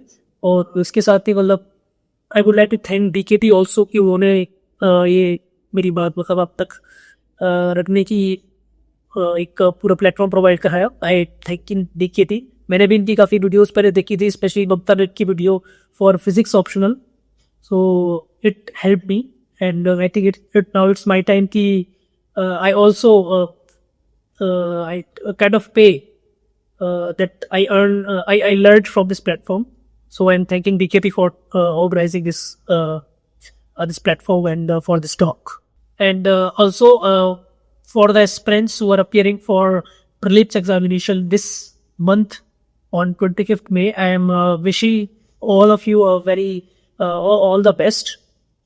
Last year I also appeared from prelims, so I can understand it is a very high time. I will say just also for those aspirants who are appearing for prelims, just revise whatever you have. Don't read new material and try to revise as much as you can. And I'm no, all the best to you, and I hope you make it. And thank you. Vanakkam, dear brothers and sisters. Myself Sivachandran. I have secured All India rank 23 in the recently concluded UPSC Civil Services Examination 2024. I have scored 96 in my General Studies 3 paper. Generally, it is considered the 96 marks is considered more than average marks. So I thought it would be beneficial and in the best interest of all the aspirants if I could share the few things which I know with respect to the preparation, the book list and the answer writing strategies for GS3 paper. So firstly, coming to the syllabus of GS3 paper, the topics have been divided into 20 as per the UPSC syllabus sheet. So broadly it can be classified into the Indian economy, agriculture, science and technology, disaster management, and internal security and environment. So these are the broad topics in GS3 paper. I'll go in a graded manner. Firstly, covering the sources that I use. Secondly, covering the specific tips for writing answers in GS3 paper. And thirdly, covering all the other aspects associated with the paper, the miscellaneous aspects of the paper. Firstly, the source. Going to the economics component, the Indian economics component, the basic book that I firstly followed was the NCERT books, the macroeconomics and microeconomics. Though they are not highly relevant towards examination perspective, they serve as the foundation for future readings, because we'll be studying other standard books for the UPSC examination. In order to understand them and appreciate the content that is given in those standard books, it is very important that we understand the basic concepts and topics that is given in the 12th standard and the 11th standard NCERT economics book. So since I was from the commerce stream in school, I studied economics and I always found the subject easier because of my fundamental understanding. So it is very important to have this, pick up this fundamental ideas correctly, and for that these basic books, the 11th and 12th NCERT books will help you a lot. Once you complete that, there are several standard books in the market that can be used. I have known friends, I used a particular book and my friends use different books, and there is no hard and fast rule. Only X book or Y book should be used. At the initial stages of preparation, I used a book that was authored by Mr. Ramesh Singh, Indian Economy by Ramesh Singh. A few of my friends used books that were authored by Sanjeev Verma, and recently there are books in the market that has been authored by Mr. Nitin Singhania, by Mr. Vivek Singh. So all these are standard books. They have good quality content and have also comprehensively covered all the topics that are relevant for UPSC civil services and also for other competitive examinations. So this is the firstly book list. Coming to science and technology, this is for economics. Then coming to science and technology, I made my own set of notes because the topic science and technology is quite dynamic, because every year new kinds of technology keep coming up. So it is very difficult to keep ourselves restricted to a particular book list.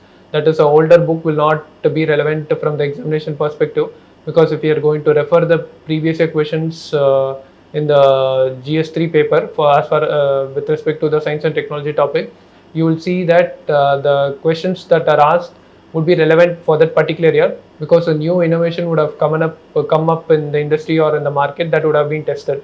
So studying a particular static book wouldn't be helpful. In this regard, I relied on the science page of The Hindu. Every day you have a new invention or a new research publication that has been discussed in detail. So there are certain topics that would have been covered very comprehensively and would have been of a highly advanced level. So it is not necessary that we go into such depths and such advanced knowledge, but a basic understanding of what has been discussed and noting them down will definitely help us in answering questions of these type. And also we'll regularly be covering current affairs from different coaching institutes. There as well, they would have divided topics into different subjects studying the science and technology topic in the current affairs will also help us keep updated in this regard. Secondly, with respect to environment, I used the PMFIA's publication. It had a good visual representation of different topics. For example, the nitrogen cycle, sulfur cycle. So all these were very clearly explained using visual aid in the textbook. So that helped me memorize the concepts better. So that was the book that I used.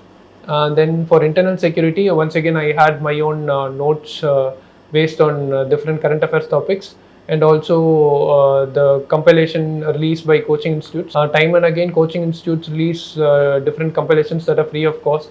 For example, during the mains time, Vision releases something called the Mains 365. ONDIS releases something called Prahar. So all these texts are standard, and they try to cover all the current topics in whatever topic we are discussing about. So once you go through it, there will be certain topics which you haven't covered before. Those things you can always pick it up. You can always try to make notes of it along with value addition that can be used during your revision stages. Then there are certain topics wherein you will have to take up data and value adding points. For example, topics in agriculture, economics, value addition is of utmost importance. For these topics, I used economic survey and the Indian budgetary documents. So they have comprehensive set of data which can be used in different papers, GS2, GS3, GS4, and can also be interlinked among different concepts and areas. Disaster management is another topic in GS3. It is quite easy to cover the topic. Firstly, we have to cover the different kinds of disaster, the precautionary measures towards them, and the recent data associated with them and how they have evolved over a period of time. For example, we see cyclones intensifying in the recent days, cyclones becoming unpredictable in the recent times. So data in this regard will be very helpful. For this, we can divide our entire notes into different kinds of disasters.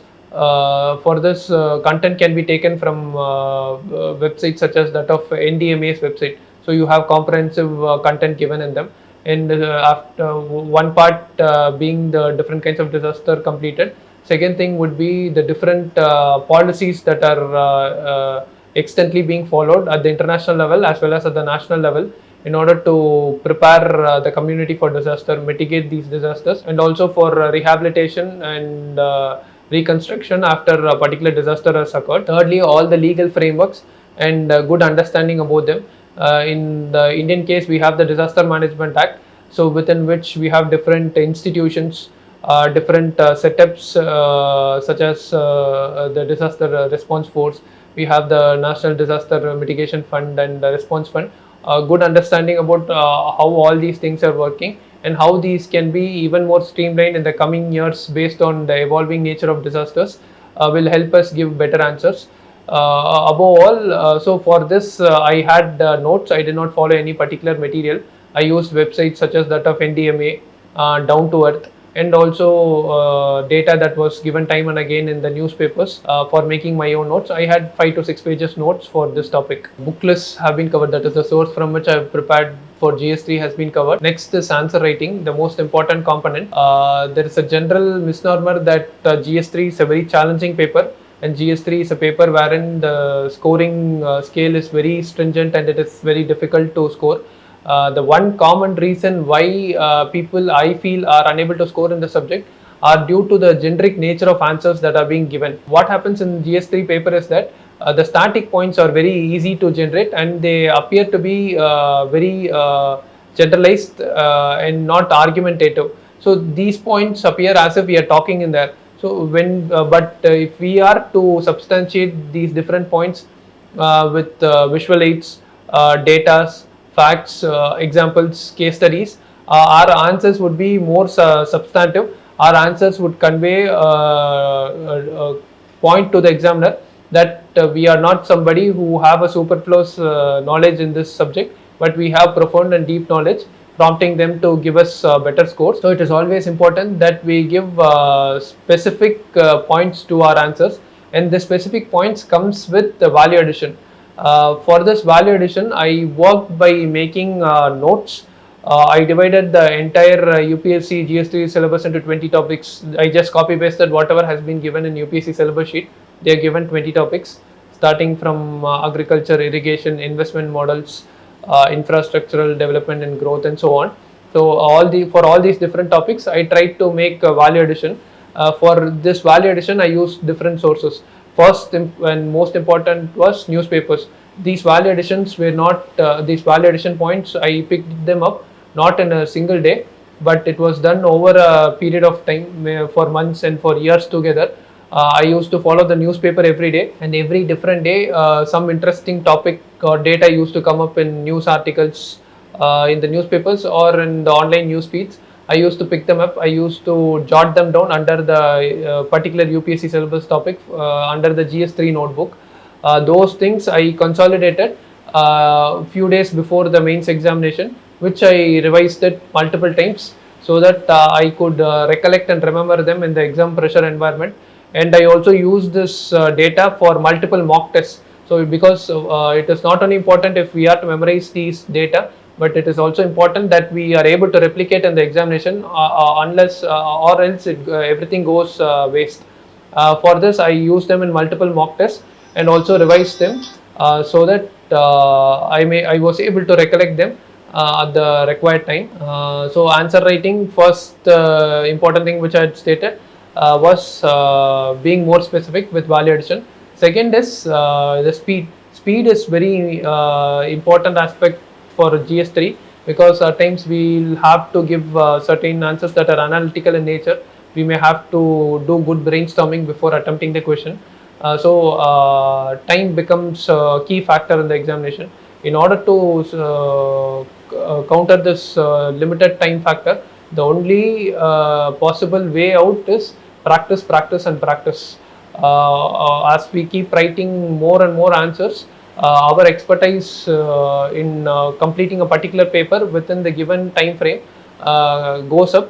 It becomes like a muscle memory and automatic. We don't have to generate new points every time we look at a question, but it all starts coming automatically. So the only strategy which I prescribe for completing a particular paper within the time frame is to write as many tests as possible. If possible, even to go for daily answer writing. Maybe you can attempt 7 questions every day. I used to follow this regimen. Right before the mains examination, we had 90-95 days. Of the 95 days, I utilized the 70 to 75 days for daily answer writing. For GS3, I used 20 to 25 days, wherein I used to write 7 questions, 4 10 markers and 3 15 markers. 85 marks in 1 hour. That used to be my daily answer writing regimen. This definitely helped me in completing my paper on time. We were discussing about the reasons as to why people find the GS3 paper challenging and least scoring because of the generic nature of answer writing and the need for being more specific, substantiating and value adding. So now comes the next question as to the source from where we can do this value addition. And again, as I discussed before, newspaper used to be one important component. Apart from newspaper, there are few documents like the economic survey, the union budget documents, which are gold mine of data information. They provide comprehensive data. They provide data on multiple topics, reading which we can substantiate points that we write in GS paper 3, GS paper 1, GS paper 2, GS 4, and also possibly in paper 1, that is financial markets topic in paper 1 of commerce and accountancy, and also other options. Commerce and accountancy was my option, so I gave a mention about it. It can also be used for other optional subjects.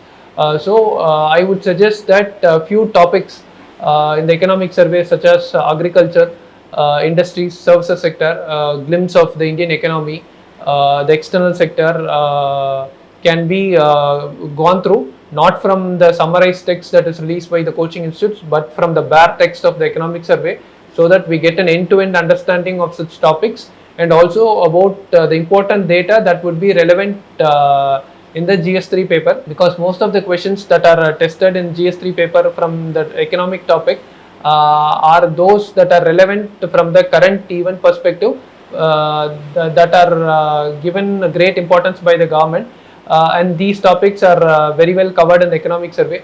So as you read it, you will subconsciously build a very good understanding of all the contemporary economic issues and also build a strong fundamental understanding about the data that you need to be giving. Value addition not only involves data and facts, but also visual aids can be used. For example, I used to use pie chart, revenue sources, the expenditure destinations of Indian government can be depicted by way of bar diagrams. Different visual aids can be used for making your answer more attractive. A particular thing wherein you write number, if you have to put it in visual terms, but in a crisp and concise manner, will add a better value and will add a better aesthetic component to your answer writing. So these things will definitely help you in scoring that additional 5 to 10 marks in GS3 paper, increasing your competitiveness, helping you find your name in the final rank list. And for GS3 papers, I observed that there are certain topics which are often repeated in the examinations.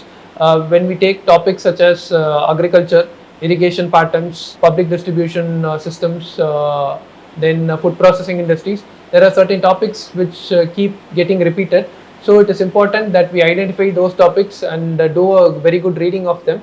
And for identifying those regularly repeated topics, PYQs will help you to a great extent. If you are to give a brief and cursory look through the PYQs, you can very well identify those topics. This thing apart, there is also an important need to do good revision of the previous year questions as far as GS3 is concerned, because it helps you in understanding as to how the questions are framed. As you see more and more previous year questions, your ability to write answers to all the GS3 questions in the coming examinations will be definitely enhanced. Thank you, dear friends, listening to me patiently. I am very sure that these several points that I have discussed with you will help you towards your GS3 paper preparation. I wish you all the best for you, and I'll definitely see you on the other side of the line. You will all be successful, and once again, all the best for your upcoming examinations. Hello, मेरा नाम शिवानी है and इस साल के UPSC civil service exam में मेरी rank 71 आई थी and मेरा बैकग्राउंड इकोनॉमिक्स में है and this was my 4th attempt. So अभी मैं आपको अपना GS3 मैंने कैसे तैयार किया उसके बारे में बताना चाहूँगी। GS3 का एक मेजर पार्ट इकोनॉमिक्स होता है, तो इसे मैंने अपने ऑप्शनल के साथ ही मर्ज करके तैयार किया था।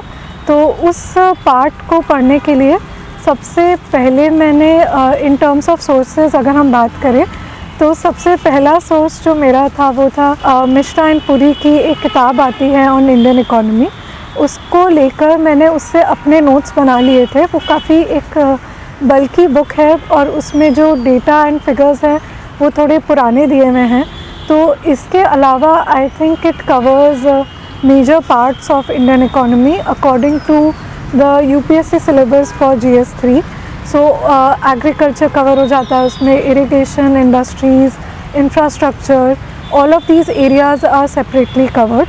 तो ये आपका एक बेस बन जाएगा अपने नोट्स के लिए। आप इसे सप्लीमेंट कर सकते हैं इकोनॉमिक सर्वे और बजट के थ्रू। तो अगर आपको रेलेवेंट प्रेजेंट डेटा चाहिए तो आप इकोनॉमिक सर्वे को रेफ़र कर सकते हैं, which is essentially treasure trove on the Indian economy, and it provides you on relevant data not just for like 1 year but also for the past few years. So that would give you a sense of how the Indian economy is performing. And beyond this, current affairs आप prefer कर सकते हैं। I used Vision का Mains 365 and I had a very selective reading of it depending upon different sectors। जो थे उसके हिसाब से ही मैंने उसको पढ़ा। I didn't go in depth. I don't think it's very necessary कि आप उसको इन डेप्थ पढ़ें because it adds to the bulk of your notes. In this case when you are preparing for the economics part of GS3 आप एक बार past years पढ़ लीजिए, जिससे आपको एक आइडिया हो जाएगा कि किस एरियाज़ पे आपको फोकस करना है और किस एरियाज़ के आपको नोट्स बनाने चाहिए। इससे आपको एक अंदाज़ा लग जाएगा कि तैयारी कैसे करनी है, क्वेश्चंस पूछे कैसे जाते हैं, और आप अपने नोट्स उसी हिसाब से फिर फ्रेम कर पाएंगे। नेक्स्ट पार्ट आता है इसका इकोनॉमिक्स के लिए। There is a blog of Arthapedia which has investment models in it. तो जो इन्वेस्टमेंट मॉडल्स का सब पार्ट है इन GS3 आप इस ब्लॉग से देख सकते हैं। इसमें काफ़ी अच्छे से एक्सप्लेन किया हुआ है और काफ़ी डिटेल में भी दिया हुआ है, तो आप समझ भी सकते हैं आसानी से। फिर साइंस एंड टेक की अगर हम बात करें तो ये एक बहुत ही डायनामिक और वास्ट टॉपिक है। इसको करंट अफेयर्स से ही प्रिपेयर करना मैंने was very comfortable for me. तो एक तरफ मैंने करंट अफेयर्स रखे थे and on the other side I used the PMFIS करके एक ब्लॉग है। उस पे साइंस एंड टेक के बेसिक जो साइंस एंड टेक होती है, the achievements of different scientists, Indian scientists and advancements, new advancements, इन सब के बारे में उस साइट पे अच्छे से कवर किया हुआ है। तो मैंने उधर से अपने नोट्स बना लिए थे and then again I supplemented them with current affairs. तो जैसे कि सेमीकंडक्टर्स के ऊपर बात हो रही है या फिर चंद्रयान के ऊपर बात हुई, तो that I added to my notes. इससे काफ़ी स्पेसिफिक नोट्स भी बन गए मेरे, और ये क्वेश्चंस रेलेवेंट भी हैं और पास्ट ईयर्स में भी आए हुए हैं। तो इससे एक अच्छा आइडिया भी हो गया कि कैसे मुझे आंसर करना है उन क्वेश्चंस को। अगेन आई वुड से कि एक बहुत ही वेरिएबल और वास्ट एरिया रहता है साइंस एंड टेक का। वो काफ़ी जनरल चीज़ें भी पूछते हैं और काफ़ी स्पेसिफिक चीज़ें भी पूछते हैं। तो इस पे अपना ज़्यादा टाइम लगाने से is not very productive. So instead I would recommend कि आप अपना बेसिक्स कवर कर लीजिए और अपने करंट अफेयर्स कवर कर लीजिए। बियॉन्ड दैट आप अपनी डिराइव्ड नॉलेज से आंसर लिख सकते हैं, तो बेटर रहेगा instead of trying to cover every part of this topic. इसके बाद आता है एनवायरनमेंट। तो एक एनवायरनमेंट इम्पैक्ट असेसमेंट का पार्ट है, उसका नोट मैंने ऑनलाइन बना लिया था। वो रिसेंटली भी न्यूज़ में रहा था, तो मैंने उससे डिफरेंट कोचिंग सेंटर्स हैव उनका समरीज़ फॉर दिस, तो उससे मैंने एक अपनी समरी बना ली थी। एंड उसके बाद एक इंडिया की क्लाइमेट पॉलिसी जो हो जाती है, उसके लिए मैंने PIB को रेफ़र किया था। उससे को रेफ़र करके मैंने सारा जो इंडिया का NDC है, पंचामृत है, उसके ऊपर अच्छे से मैंने नोट बना लिए थे। एंड साथ ही साथ I went back to different climate summits जो हुए हैं from past 1992 till present, so giving more weightage to the present climate summit, and I made note on कि उस समिट में क्या इंडिया का पोजीशन रहा है और किस चीज़ों में India has focused more on, so that I added to my notes and it help to build an understanding of कि इंडिया की पॉलिसी क्या है और डिफरेंट क्लाइमेट और एनवायरमेंटल इश्यूज़ करंट में क्या है. इसके beyond to cover the pollution and degradation part of the syllabus there is Shankar IAS का एनवायरनमेंट का book. I use that to study pre as well, तो मैंने वही नोट्स लिए थे and I made them for mains and they help me cover the environment वाला part अच्छे से. इसके अलावा सिक्योरिटी कवर करने के लिए there is a book called challenges to internal security by Ashok Kumar. I think that book is oriented towards the exam, so it covers comprehensively जो आपके different parts of the syllabus है. आप उस book को refer करके आप अपने notes बना लीजिए. ज़्यादातर वही चीज़ें आती हैं जो करंट अफेयर्स में रेलेवेंट रहती हैं, तो उस पे फोकस करना becomes very important. Then when it comes to disaster management, that I believe is something that you will have to Google. आप वो गूगल कर सकते हैं. उसका आप डिफरेंट डिज़ास्टर्स ले लीजिए, जैसे फ्लड्स हो गया, लैंडस्लाइड हो गई, अर्थक्वेक हो गया. आप इसका देखिए कि इनका कॉज क्या होता है, इनका इम्पैक्ट क्या होता है. कोई रीसेंट इवेंट हो जो न्यूज़ में आया हो तो उसका आप एग्ज़ाम्पल नोट कर लीजिए and how to mitigate it. And then अगर कोई इंडियन गवर्नमेंट की स्पेसिफिक पॉलिसी रही है तो NDMA की वेबसाइट पे they have given different policies of government in order to address these disasters. आप उन्हें रेफ़र कर सकते हैं. Very briefly there are hefty documents, these are proper big documents and reports. तो पूरा पढ़ने की ज़रूरत नहीं है, आप उन्हें ब्रीफली रेफ़र कर सकते हैं and they will build your understanding about how Indian government is organizing disaster relief efforts. And इस केस में कोई भी चीज़ जो करंट न्यूज़ में आई है, कोई डिज़ास्टर जो करंटली न्यूज़ में है, जैसे लैंडस्लाइड हो गया, स्टैम्पेड हो गया, तो ये सारी चीज़ें becomes very important because in चीज़ों पे आप फोकस ज़रूर करिएगा, इनका स्पेसिफिक नोट बना लीजिएगा तो आपको आंसर राइटिंग में भी आसानी होगी. तो इस पेपर में मेरे मार्क्स 100 थे and I relied on my own notes. I did not take any coaching for preparing for this. However, I took help of test series. I subscribed to 2 test series. एक Vision IAS की test series थी और एक मैंने Forum IAS की test series use की थी. तो both of these test series were useful and they helped me know कि time limit में paper कैसे complete करना है. तो वो part भी उसमें काफ़ी useful रहा उन test series के through. So throughout my 4 attempts I realized that this paper is very dynamic and it's a very current affairs based paper. तो major role इसमें beyond आपकी specific books और आपके specific notes, current affairs का एक major role रहता है. तो अगर आप current affairs अच्छे से तैयार करें, major events अगर आप note कर लें और उनको अच्छे से तैयार करें तो आपका ये पेपर अच्छे से तैयार हो जाएगा.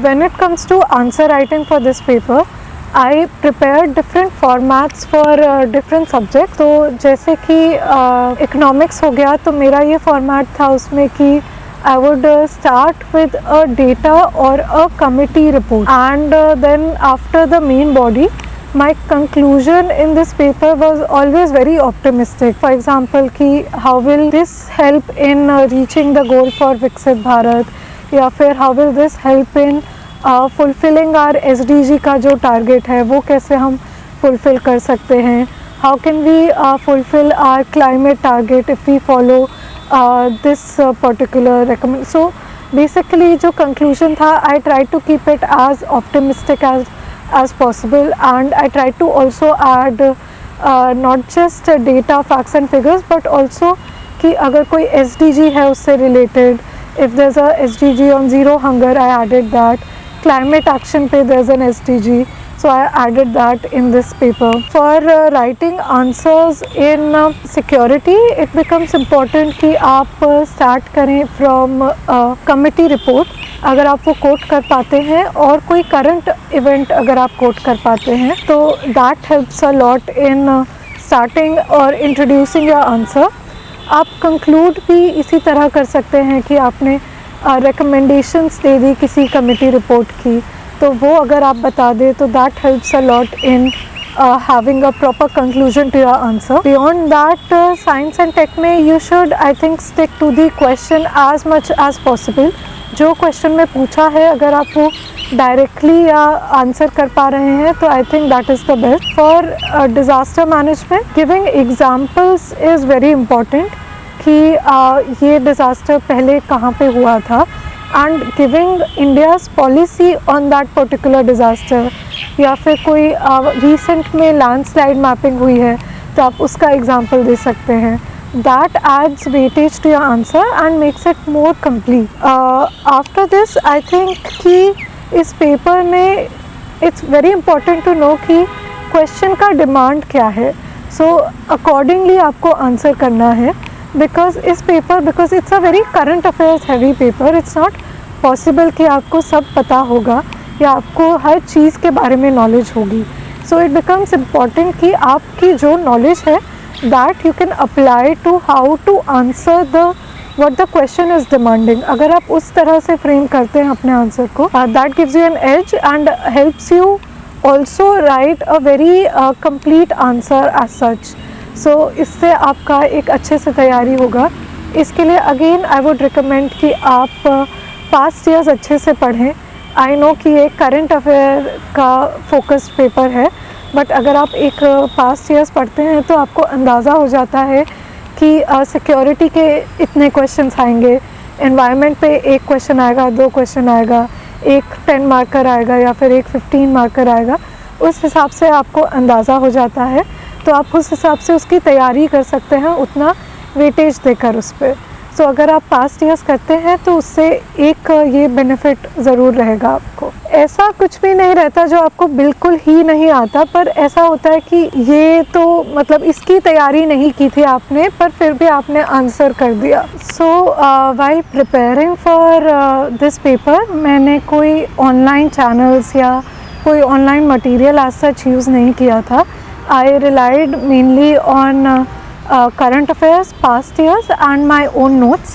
So I consolidated all of these 3 into one note which I used for writing answers, and I continued this. I had the same strategy for my last attempt as well, and I continued this strategy because दोनों ही cases में मेरे अच्छे marks आए थे, तो इसीलिए मैंने ये strategy continue रखी. Finally जब हम आंसर राइटिंग की बात करते हैं, तो in that case let's say अगर कोई ऐसा क्वेश्चन आता है विच इज़ वेरी ट्रिकी, आपको समझ नहीं आ रहा है कि इसे आंसर कैसे करें. जनरली इस पेपर में ऐसे क्वेश्चंस काफ़ी आते हैं बिकॉज काफ़ी करंट अफेयर कंपोनेंट अटैच्ड है और काफ़ी रैंडमनेस है इस पेपर में. So in order to answer such questions, I think it's necessary that you don't panic. First of all, you try and remember कि what is the related thing, आपने इसके related में क्या चीज़ पढ़ी है which you can utilize in your answer. For example, इस बार एक asteroid attack, अगर asteroid अर्थ पे फॉल करता है तो उस पर एक क्वेश्चन आया था that क्या लाइफ एक्सटिंक्ट होगी इस केस में. तो ये ऐसा बहुत ही रैंडम सवाल था अकॉर्डिंग टू मी. बट अगर हम इसका याद करें कि NASA has a DART strategy, there are different experiments which were being done जिसमें NASA had taken part, ISRO had taken part. So अगर हम ये पैनिक ना करें and then if we try and recall these simple fact and then mould them into an answer of how it was or how you can write this answer, have a proper body कि इसमें impact क्या होगा, इसका mitigate करने के लिए जो strategies हैं वो आपने कोई सोची हो या फिर कोई गवर्नमेंट्स ने ली हो तो अगर आप वो लिख सकते हैं इस केस में, so that will help it make a conclusive answer and it will also help you fetch some marks at least. It is possible that you won't be able to fetch very nice marks in such a random question, but I believe कि अगर आप इतना भी लिख देते हैं तो that helps at least थोड़े marks आपको मिल जाएंगे and वो blank नहीं जाएगी answer sheet. In terms of time management, I did not divide question wise. मैंने ऐसे डिवाइड नहीं किया था कि 7 मिनट में इतना क्वेश्चंस पूरा करना है. मैंने डिवाइड किया था कि 5 questions I will complete in about 32 minutes, then next 5 questions the 10 markers, then next 10 markers I do by the time the clock hits 1 hour 10 minutes, and then after this I'll complete my 15 markers. और and में मैं कोशिश करूँगी कि 5-6 minute रहें कि मेरा writing speed ऐसा होना चाहिए कि आई हैव सफिशेंट टाइम कि आई कैन गो बैक, कि अगर किसी क्वेश्चन में मैंने स्पेस छोड़ी है कुछ लिखने की, so I can go back and write. Although I would advise कि आप you try and complete your answers in one go and ensure कि revisions और बार बार आने की आपको ज़रूरत ना पड़े, because that also I believe counts as a waste of time and काफ़ी short time limit रहता है इस पेपर में. So अगर आप ये strategy adopt करते हैं, I hope it helps you in preparing for paper GS paper 3. जब हम आंसर राइटिंग की बात करते हैं, अगर आपको अपनी आंसर राइटिंग इम्प्रूव करनी है तो मैंने भी ये किया था कि I would go to Vision की वेबसाइट और वहाँ पे उनके पास्ट ईयर टॉपर्स के आंसर शीट्स दी हुई होती हैं. I would read through them and try to understand कि उन लोगों ने अपने आंसर्स कैसे लिखे हैं, एंड इससे मेरा आंसर्स में how I can improve and what I can add. So these things I noted down and this is how I worked upon improving my answers. इसके बाद अगर हम करंट अफेयर्स की बात करें, एज आई मैंशन ये paper बहुत current affair heavy है, पर आई बिलीव कि एक सोर्स अगर आप यूज़ कर लें तो मेरे केस में मेरे अपने करंट अफेयर्स के नोट्स थे, और उसके बाद मैंने बहुत bare bones reading I did for Vision's का mains 365. So that I feel is more than sufficient. You choose one source and you choose the major events that are there for the past 1.5 years is more than enough in order to prepare for this paper. And beyond that, अगर हम budget and economic survey की बात करें, these are bulky documents and I don't think there's a need कि आप इन documents को cover to cover पढ़ें. So when you're preparing for budget, the finance minister's budget speech is very helpful. It tells you about not just the areas that the government is focusing on, it also tells you the schemes that the government is introducing, and the main data points also आपको उनकी speech से मिल जाते हैं, जैसे fiscal deficit हो गया, growth rate हो गया. So these data points also you can get from there. Beyond this, budget को पढ़ने के लिए PRS और PIB में से किसी एक की भी आप समरी ले लीजिए, आप उसको गो थ्रू कर लीजिए, and that should be sufficient to cover budget. After this, when we talk about economic survey, again it's a very bulky document. I don't think there's a need to read the entire document. Instead आप उसका first chapter पढ़िए, that's an overview on Indian economy. अगर आपका ज़्यादा interest है तो हर chapter के स्टार्ट में there is a small summary of उस चैप्टर में क्या दिया हुआ है, तो आप वो रेफ़र कर सकते हैं. It's a half page summary for each chapter. तो आपका एग्रीकल्चर के लिए हो जाएगा, इंडस्ट्री एंड सर्विसेज के लिए हो जाएगा, इंफ्रास्ट्रक्चर के लिए आप ये पढ़ सकते हैं, पॉवर्टी, सोशल डायमेंशंस में आप इसका यूज़ कर सकते हैं.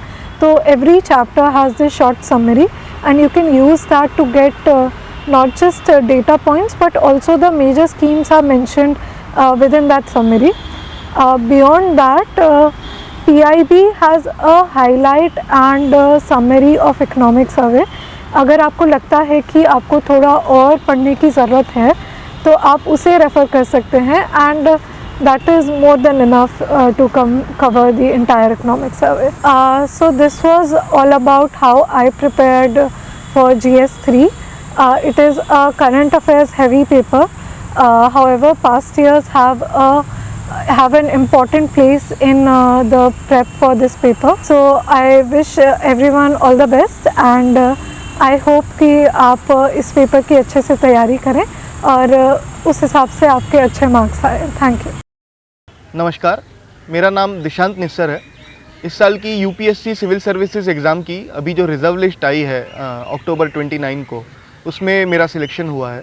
और अपने बैकग्राउंड के बारे में बताऊँ तो मैंने 2019 में bachelors in mass communication and journalism में ग्रेजुएशन की है और ये मैंने यूनिवर्सिटी ऑफ मुंबई से किया है और स्कूलिंग भी मेरी मुंबई से हुई है.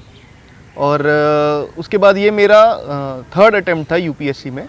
और अगर मैं यूपीएससी जर्नी की बात करूं तो 2022 में जो फर्स्ट अटेम्प्ट था उसमें मैंने प्रीलिम्स क्वालिफाई नहीं किया था. 2023 में मैंने अपना सेकंड अटेम्प्ट दिया था और उसमें भी मैं इंटरव्यू स्टेज तक पहुंचा था, बट 15 मार्क्स की वजह से मैं फाइनल लिस्ट क्वालिफाई नहीं कर पाया. फाइनली ये जो है मेरा थर्ड अटेम्प्ट था 2024 वाला और उसमें मेरा क्योंकि 8 नंबर से फाइनल लिस्ट मिस हुआ था तो ये जो रिज़र्व लिस्ट आई है तो उसमें जो है फाइनली सिलेक्शन हुआ है. और ये वीडियो स्पेसिफ़िकली मैं GS3 की स्ट्रेटजी के बारे में बात करना चाहूँगा क्योंकि 2023 के भी अटेम्प्ट में मेरे GS3 में 92 मार्क्स थे और 24 के अटेम्प्ट में मेरे GS3 में 113 मार्क्स थे. तो यूजुअली GS3 में जो है इतने अच्छे मार्क्स लाना बहुत मुश्किल हो जाता है. बहुत बार हम देखते हैं कि टॉपर्स भी जो है 80 से 90s के बीच में ही मार्क्स ला पाते हैं. तो मैं स्पेसिफ़िकली इस चीज़ की स्ट्रैटेजी शेयर करना चाहूँगा ताकि एस्पिरेंट्स को जो है काफ़ी हेल्प मिल सके. इन डेप्थ में GS3 की स्ट्रैटेजी की बात करें तो सबसे पहले मैं उसको थोड़ा सा ब्रेक डाउन करूँगा कि हम कैसे सब्जेक्ट्स को प्रायोरिटाइज़ करें, कैसे हम नोट मेकिंग करें, कैसे आंसर राइटिंग करें और फाइनली हम डिलीवर कैसे करें पेपर में. तो GS3 जो सब्जेक्ट है वो काफ़ी डाइवर्स सब्जेक्ट है. उसमें economy, agriculture, internal security, disaster management, science and technology और एनवायरनमेंट, तो ये बहुत सारे सब्जेक्ट्स आते हैं जो प्रीलिम्स का भी एक काफ़ी सिग्निफिकेंट पोर्शन बन जाते हैं. और क्योंकि ये सारे सब्जेक्ट्स अपने आप में बहुत ज़्यादा डायनामिक है तो इसलिए करंट अफेयर्स का रोल भी बहुत इंपॉर्टेंट है GS3 में. तो सबसे पहले मैं जो है सब्जेक्ट्स की बात करूँगा. तो GS3 में अक्सर एस्पिरेंट्स और हम लोग सब यही मिस्टेक करते हैं कि हम इकोनॉमी को बहुत ज़्यादा प्रायोरिटाइज़ करते हैं. तो अगर हम सिलेबस को देखें GS3 के तो इकोनॉमिक्स के 2 या 3 ही हमको सिलेबस पॉइंट्स मिलेंगे. बट जो दूसरे सब्जेक्ट्स है GS3 में जैसे कि एग्रीकल्चर हो गया, उसके 4 सिलेबस पॉइंट्स है जिसमें फूड प्रोसेसिंग सेक्टर, सप्लाई और फॉरवर्ड और बैकवर्ड लिंकेजेस, और उसके बाद एग्रीकल्चर, इरिगेशन जैसे जनरल टॉपिक्स. फिर इंटरनल सिक्योरिटी के भी 3-4 सब्जेक्ट सिलेबस पॉइंट्स है जिसमें कि हम cyber security, left wing extremism, इन सब चीज़ों के बारे में पढ़ते हैं. डिज़ास्टर मैनेजमेंट भी काफ़ी स्ट्रेट फॉरवर्ड सब्जेक्ट है जिसमें हम बेसिकली एक ओवरऑल डिज़ास्टर मैनेजमेंट की स्ट्रैटेजी और उसके बाद स्पेसिफिक डिज़ास्टर पे हम नोट्स बना सकते हैं. तो मेरा ये मानना है और मैंने जो अप्रोच फॉलो की थी वो ये थी कि मैंने इकोनॉमिक्स को ज़्यादा फोकस नहीं किया था, उस पर मैंने काफ़ी टाइम अपना डिवोट नहीं किया था, बल्कि मैंने जो है agriculture, internal security, disaster management, इन 3 सब्जेक्ट्स पे बहुत ज़्यादा फोकस किया था. और उसके बाद लैंड रिफॉर्म्स जैसे छोटे छोटे सिलेबस पॉइंट्स जो है उनमें से हर साल एक सवाल आ जाता है. अगर एग्रीकल्चर की बात करें तो 4 सवाल जो है GS3 में एग्रीकल्चर से आ रहे हैं, 4 इंटरनल सिक्योरिटी से आ रहे हैं. तो कुल मिला के आपके 10 से 12 सवाल इन टॉपिक से हो सकते हैं जो बहुत ही जल्दी आप प्रिपेयर कर सकते हो. तो इसलिए मैं ये रिकमेंड करूँगा कि इकोनॉमी जो हम प्रीलिम्स के लिए पढ़ते हैं बस उतना पढ़े और बेसिक नोट मेकिंग फिर जो करनी है उसका थोड़ा सा अलग अप्रोच फॉलो करें. तो अब जो है मैं नोट मेकिंग की बात करता हूँ. नोट मेकिंग में मैंने स्पेसिफिकली जैसे हम यूजुअली एक अप्रोच टॉपर्स भी जो सजेस्ट करते हैं और फॉलो करते हैं कि हम एक सिलेबस पॉइंट के हिसाब से अपने नोट्स बनाएं. तो मैंने भी जो है सबसे पहले हाई प्रायोरिटी टॉपिक्स जैसे इंटरनल सिक्योरिटी, एग्रीकल्चर, इनके नोट्स बनाए. और मेरे नोट बनाने का ये स्ट्रैटेजी था कि मैं टॉपर्स के नोट्स बहुत ज़्यादा इन चीज़ों में फॉलो कर रहा था. तो मैंने 3-4 अलग अलग टॉपर्स के जो है नोट्स उठाए और उन सब में से मुझे जो जो चीज़ें कॉमन भी लगी और अच्छी भी लगी उन सबको मैंने एक जगह अपने नोट्स में कंपाइल कर लिया. तो अगर मैं टॉपर्स की बात करूं जिनके मैंने नोट्स फॉलो किए थे तो उसमें श्रुति शर्मा मैम है, स्मृति मिश्रा मैम है और अनिमेश प्रधान सर है. तो इनके स्पेसिफिकली मैंने इंटरनल सिक्योरिटी के लिए फॉलो किए थे। श्रुति शर्मा मैम के नोट्स तो इकोनॉमी एग्रीकल्चर के लिए भी मैंने फॉलो किए थे, बहुत ज़्यादा कॉम्प्रिहेंसिव थे वो। तो इन चीज़ों को मैंने सबसे पहले जो है बेस बनाया था। उसके बाद जो मेंस 365 आती है, यूजुअली वो प्रीलिम्स और मेंस के बीच में आती है, तो मैंने लेकिन क्या किया था कि पिछले साल वाली मेंस 365 उठा करके उसके जो है नोट्स बना लिए थे सेक्शन वाइज, ताकि यूजुअली बहुत बार जो है हम सोचते हैं कि काफ़ी डायनामिक होता है, बट इन सब सब्जेक्ट्स में स्टैटिक एस्पेक्ट भी सही होता है। अगर इकोनॉमिक्स की बात करें तो अगर इंडिया की एमएसएमई की पॉलिसी या इंडिया की एक्सपोर्ट पॉलिसी और ट्रेड के जो लिंकेजेस है, वो सारा कुछ चीज़ें काफ़ी स्टैटिक होता है। हम बहुत ज़्यादा डेटा के पीछे ना भाग करके इन स्टैटिक सब्जेक्ट्स की जो है नोट्स बनाएं, इनके causes, consequences, solutions, way forward, इन सब चीज़ों के नोट्स बनाएं। और उसके बाद बहुत ज़्यादा इम्पॉर्टेंट है कि हम जो है GS3 के लिए अलग से फैक्ट शीट्स मेंटेन करें। हर सब्जेक्ट्स का जो है हम हर टॉपिक का जो है हम डेटा बेस बनाएं। तो मैंने जैसे कि एक A4 साइज शीट को 2 पार्ट में डिवाइड कर करके इकोनॉमिक्स के जितने भी रेलेवेंट चीज़ें होती है उनका डेटा, इसके लिए एक शून्य IAS की भी बुकलेट आती है डेटा की, तो आप उसको भी फॉलो कर सकते हैं। और उसके बाद जो है इंटरनल सिक्योरिटी के लिए, साइबर सिक्योरिटी और हर चीज़ के लिए डेटा की पॉइंट्स। फिर GS3 में जो है डायग्राम्स और फ्लो चार्ट्स, इन सब चीज़ों का भी बहुत इंपॉर्टेंस है। तो मुझे जहाँ जहाँ पे टॉपर्स की आंसर कॉपीज से या टॉपर्स की नोट्स से और खुद से भी अगर आप मतलब बेसिक नोट्स वगैरह और ये फॉलो कर रहे हो, तो उसमें से भी आपको जो डायग्राम्स वगैरह मिल रहे हैं उसको आप एक जगह पे कंसोलिडेट करके बना सकते हैं। उसके बाद कमिटीज़ के भी हम एग्जांपल्स डालते हैं। तो मैंने भी जो है कम से कम 40 से 50 कमिटी की एक अलग A4 साइज शीट पे मैंने उनके नाम लिख लिए थे, ताकि आप रिविज़न अच्छे से कर पाओ। और आंसर्स जब भी आप लिखो तो आपको ये कॉन्शियसली इंश्योर करना है कि आप कैसे ना कैसे एक आध कमेटी को इंटीग्रेट कर रहे हो। जैसे एग्रीकल्चर और फूड प्रोसेसिंग के सवाल है, तो उसमें हम शांता कुमार कमेटी का नाम जो है हमें मेंशन करना चाहिए। मरीन और ब्लू एक्सपोर्ट्स और ट्रेड की बात है तो उसमें जो है बी मीना कुमारी कमेटी के रिकमेंडेशंस, सेकंड ARC के रिकमेंडेशंस जो है हम इंटरनल सिक्योरिटी के लिए यूज़ करते हैं। फिर NDMA की जो गाइडलाइंस है उसको हम डिज़ास्टर मैनेजमेंट के लिए यूज़ करते हैं। तो हमें मेक श्योर करना है कि हम कॉन्शियसली ये प्रैक्टिस के थ्रू इन चीज़ों को इंटीग्रेट करें। फिर तीसरी अगर मैं बात करूँ तो तीसरा जो है आंसर राइटिंग कैसे करनी है GS3 में। तो दोनों साल मैंने एक अप्रोच फॉलो की कि मैंने कोई आंसर राइटिंग, मेरा अगर मैं GS1, 2, 3, 4 मैं जिस तरह से लिख रहा हूँ तो मैंने उसको उसी तरह से लिखा। कोई ये नहीं है कि मैंने GS3 के लिए बहुत ज़्यादा अलग कोई आंसर राइटिंग की। तो बहुत बार GS3 में कई बार ये सजेस्ट किया जाता है कि आप बहुत सारे पॉइंट्स लिखिए। अगर एक सब हेडिंग है तो उसके अंडर आप 8 से 10 पॉइंट्स लिखिए, और टोटल एक 10 मार्कर में आप 15 से 20 पॉइंट या एक 15 मार्कर में 25 से 30 पॉइंट लिखिए। तो मैंने एक्चुअली ये स्ट्रेटेजी फॉलो नहीं की थी। मेरे जितने नेचुरली पॉइंट्स आते थे, अगर मेरे एक सब हेडिंग के अंदर 5 या 6 पॉइंट्स आ रहे हैं तो मैंने उन्हीं को फॉलो किया। फिर मैंने वन लाइनर पॉइंट्स लिखने पे ज़्यादा फोकस नहीं किया कि आप बस फटाफट पॉइंट्स बढ़ाने में आप सिंगल लाइन का ही एक पॉइंट लिख दो।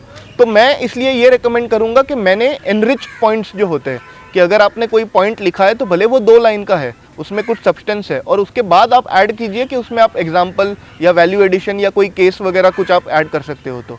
तो इस तरह से मैंने अपनी आंसर राइटिंग की थी। 2-3 चीज़ें ये भी इंश्योर की थी कि आपकी कॉपी बहुत डेंस लगे। एग्जामिनर को आपको स्कोप ही नहीं देना है कोई खाली जगह छोड़ के कि उनको लगे कि शायद इनको कम पता है या उन्होंने लिखा नहीं है। तो मेरी कॉपीज़ एंड टू एंड में भर के रखता था, जो हमें हर GS में फॉलो करना चाहिए। तो GS3 में भी मैंने ये किया था। दूसरा, डायग्राम्स और फ्लो चार्ट्स वगैरह है वो मैंने हर चीज़ में इंट्रोड्यूस किए थे। जैसे कि एग्जांपल दूँ तो 2023 में फास्टैग वाला एक सवाल था। तो हमें बहुत कम चीज़ें पता होती है, जो सबको पता है फास्टैग के बारे में कि हाँ टोल प्लाजास पे जो है ये टेक्नोलॉजी है और उसका रिप्लेसमेंट जो है सैटेलाइट टेक्नोलॉजी है। लेकिन मैंने अपने आंसर में टोल प्लाजा बना के, कार बना के, फास्टैग का वो कोड QR कोड बनाया था, सैटेलाइट वगैरह भी दिखाई थी। तो मुझे लगता है कि जिन आंसर्स में हम सब सेम लिख रहे हैं उसमें ये सब वैल्यू एडिशन करके हम एग्जामिनर को बता सकते हैं कि हमारे पास कंसेप्चुअल क्लैरिटी है और हम सिंपल वे में अपने आप को एक्सप्रेस कर रहे हैं। इंटरनल सिक्योरिटी के भी जितने भी सवाल है तो उसमें फॉर एग्जांपल अगर लेफ्ट विंग एक्सट्रीमिज्म पे सवाल है या नॉर्थ ईस्ट इंसर्जेंसी पे सवाल है तो आप डायग्राम्स बनाइए, आप मैप पे दिखाइए, आप एरियाज़ बताइए क्या क्या हो रहा है। फिर आप जो है पाई चार्ट या फिर बार ग्राफ्स बना करके डिफरेंस दिखा सकते हैं कि पहले इतना इंसर्जेंसी का इंसिडेंट्स होते थे और अब इतने हो रहे हैं। फिर आप जो है क्लाउड वाले जो डायग्राम्स होते हैं उससे आप बेसिक फीचर्स बता सकते हैं। तो एक चीज़ जो हर आंसर में या एटलीस्ट 20 आंसर्स में से 12 to 13 आंसर्स में आप ये फॉलो कर सकते हैं कि आप डायग्राम्स और फ्लो चार्ट यूज़ करें। और उसके बाद जैसे क्वेश्चन को हम स्टार्ट करते हैं तो इंट्रोडक्शन तो जैसे सब सजेस्ट करते हैं कि हमें डेटा से या फिर कोई रीसेंट एग्जांपल से या केस से स्टार्ट करना चाहिए। तो उसके बाद जो है हम क्वेश्चन की जो एक हिडन डिमांड होती है कि अगर हमसे कुछ पूछा गया है तो उसका एक कॉन्टेक्स्ट दे दे हम। फॉर एग्जांपल अगर GS3 में हमसे एग्रीकल्चर के बारे में पूछा गया है या ट्रेड के बारे में पूछा गया है तो हम इंडिया की करंट ट्रेड सिनेरियो क्या है कि हम इन चीज़ों को ज़्यादा इंपोर्ट करते हैं, इन चीज़ों को एक्सपोर्ट करते हैं, ये हमारे प्रोमिनेंट ट्रेड पार्टनर्स है। तो वो एक हिडन डायमंड जो है हम फ्लो चार्ट के थ्रू फटाफट से बता दें। उसमें ज़्यादा स्पेस नहीं लेना है बट उससे आपका एक आंसर पूरा वेल राउंडेड लगता है। तो आंसर राइटिंग की मैं ये अप्रोच शेयर करूँगा कि अगर मैं उसको कंसाइज करके बताऊँ तो बहुत ज़्यादा पॉइंट्स लिखने पे या वन लाइनर पॉइंट्स लिखने पे फोकस ना करें।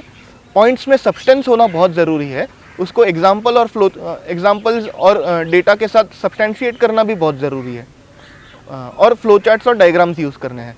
उसके बाद वे फॉरवर्ड में जैसे मैंने पहले बताया कि कमिटीज़ वगैरह का नाम इंक्लूड करना है। और कंक्लूजन में GS3 में हम सस्टेनेबल डेवलपमेंट गोल्स या फिर हमारी जो पॉलिसीज़ है या फिर हमारा जो विज़न है, फॉर एग्जांपल विकसित भारत 2047 का जो हमारा विज़न है, तो उसको यूज़ करके हम बहुत अच्छे कंक्लूजन्स लिख सकते हैं। तो कंक्लूजन मैं पर्सनली प्रेफर करता था कि मैं लिखूं। अगर मैं वे फॉरवर्ड भी लिख रहा हूँ 3-4 पॉइंट्स तो उसके बाद भी मैं 2 लाइन का एक छोटा सा कंक्लूजन लिख देता था। उसके बाद अगर हम बात करें कि रैंडम क्वेश्चंस को कैसे डील करना है GS3 के पेपर में, क्योंकि बहुत ज़्यादा डायनामिक पेपर है तो कई बार जो है बहुत सारी करंट अफेयर्स के भी क्वेश्चंस आ जाते हैं। कई ऐसे क्वेश्चंस आते हैं जिनके बारे में हमें कोई आइडिया नहीं होता और ये चीज़ अक्सर हम साइंस एंड टेक्नोलॉजी और एनवायरनमेंट इन दोनों सब्जेक्ट्स पे हम ज़्यादा पाते हैं कि ऐसे टाइप के क्वेश्चंस आ रहे हैं। तो मेरा ये मानना है कि हम GS3 में साइंस एंड टेक और एनवायरनमेंट पे बहुत ज़्यादा फोकस ना करें। कोई एक सोर्स को पकड़ सकते हैं। अगर हम मेंस 365 या फिर कोई कोचिंग की अगर हम सोर्स को रेफ़र कर रहे हैं तो उसके हम फटाफट से शॉर्ट नोट्स बना लें और उतना ही पढ़ें। हम बहुत ज़्यादा ये ना सोचें कि और क्या आ सकता है और क्या आ सकता है। स्पेशली एनवायरनमेंट में तो हमारे जो प्रीलिम्स के नोट्स होते हैं वही इनफ होते हैं मेंस के लिए भी, क्योंकि एक क्वेश्चन को अटेम्प्ट करने के लिए हम हमारे 4-5 दिन बिगाड़ना मेंस के टाइम पर पे तो वो वर्थ इट नहीं है। तो ऐसे रैंडम क्वेश्चंस को हम हमारे प्री एग्जिस्टिंग नॉलेज से लिखना चाहिए।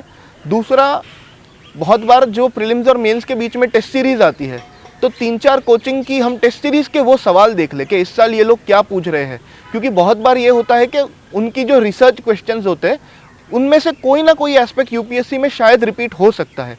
जैसे क्लाइमेट चेंज बहुत ही प्रोमिनेंट टॉपिक है, तो इस बार 25 में भी यूपीएससी का यही क्वेश्चन था कि क्लाइमेट चेंज में हमारे पहले गोल्स क्या थे और अब हमने उसको अपडेट कैसे किया है, जो पंचामृत गोल्स है। तो ये सब चीज़ें उन कोचिंग की टेस्ट सीरीज़ में कवर हो जाती है। तो वैसे 20 या 30 क्वेश्चंस हमने साइंस एंड टेक्नोलॉजी और एनवायरनमेंट के कवर कर लिए तो उतना मोर देन इनफ होता है। बेसिक आंसर राइटिंग प्रैक्टिस से हम जेनेरिक पॉइंट्स को कवर कर सकते हैं। तो इन क्वेश्चंस में हमें बहुत अच्छा परफॉर्म करने का हमारी इच्छा नहीं होनी चाहिए, वो हमें एग्रीकल्चर इंटरनल सिक्योरिटी पे फोकस करना चाहिए। इन क्वेश्चंस को तो बस अटेम्प्ट करके उन पे 2 पेज भर के आगे मूव ऑन करना, यही राइट अप्रोच होना चाहिए। और इकोनॉमिक्स में भी जो है, क्योंकि इतना वास्ट है लेकिन क्वेश्चन सिर्फ 1 या 2 आते हैं। फॉर एग्जांपल इस साल फिस्कल हेल्थ इंडेक्स का एक क्वेश्चन था, तो बहुत लोगों ने उस चीज़ के बारे में नहीं पढ़ी थी, बट हम प्री एग्जिस्टिंग नॉलेज जो है कि हमें पता है स्टेट्स के फाइनेंसेस जो है अच्छा परफॉर्म नहीं कर रहे, या नीति आयोग जो है इसके बारे में अक्सर लिख देता है, तो उस इंफॉर्मेशन से और आंसर राइटिंग प्रैक्टिस से हम ऐसे सवालों को अच्छे से टैकल कर सकते हैं।